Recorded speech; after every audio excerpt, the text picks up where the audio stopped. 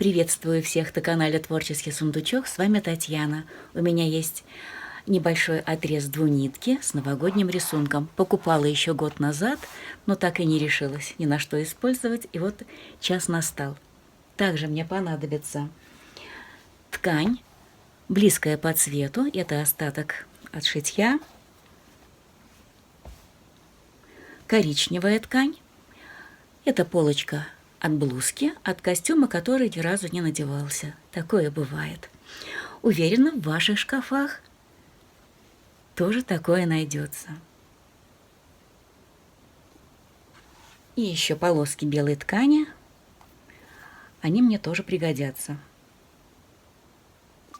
Из ткани с елочками вырезала деталь размером 24 на 17. И к этой детали по периметру пристрочу полоски коричневого цвета. Ширина полосок 3 сантиметра. Сначала пришила по коротким сторонам, швы загладила на одну сторону, теперь по длинным.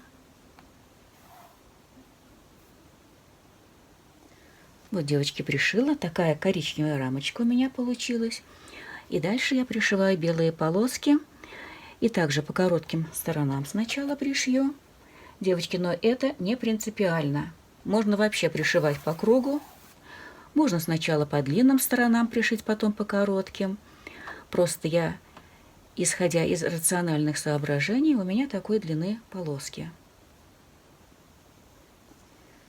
Вот пришила белые и следующие полоски цветные. И эти полоски я выкраивала шириной 5 сантиметров. И вот готовый топ.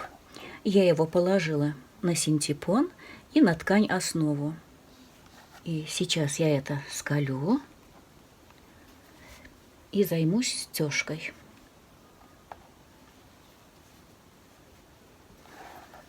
Стягать я начну с середины, начну с елочек. Елочки я обошью прямой строчкой.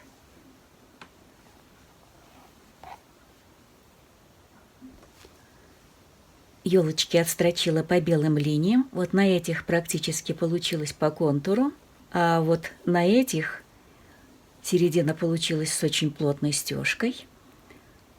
Свободно ходовой строчкой прошлась по снежинкам, а затем заполняющей стежкой по всей середине между елочками. Это первое мое изделие с такой стежкой. Так смотрится с изнанки. Если внимательно поглядеть, здесь можно высмотреть и спиральки, и кружочки с всевозможными загогулинами, но мне безумно понравился сам процесс. После стежки перешла на прямую строчку, отстрочила полоски, и затем захотелось на полоски наложить декоративную строчку. Вот вы видите, здесь я применила нитки в цвет общего фона, а по белому я прошлась серыми нитками. Машинка с декоративными строчками появилась у меня не так давно, и я продолжаю тестировать ее возможности. Думаю, что у многих, наверное, встает вопрос, куда их применить. И вот как вариант можно на ланчматах, на салфетках. В последнюю очередь я отстегала крайние полоски. Эти полоски я простегала так называемыми мозгами. И дальше отутюжила заготовку.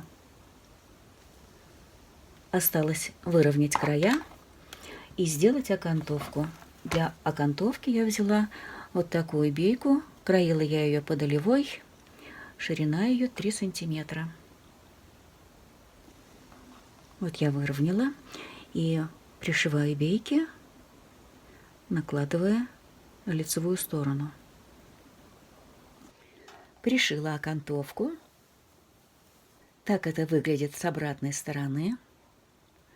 Вот такая стежка, она приминает наполнитель, убирает толщину, придает плотности и упругости изделию, что удобнее при использовании.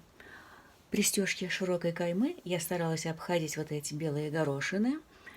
Они выглядят как хлопья снега. Считаю, что получилось очень гармоничное такое цветовое решение. Не обошлось без косячков, вы, наверное, их видите, но куда же без них? Но у меня в планах отшить еще 3 салфетки для полного комплекта.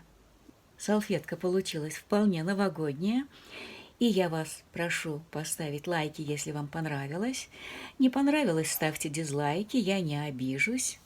Подписывайтесь на мой канал, пишите комментарии, а я с вами прощаюсь. До скорой встречи!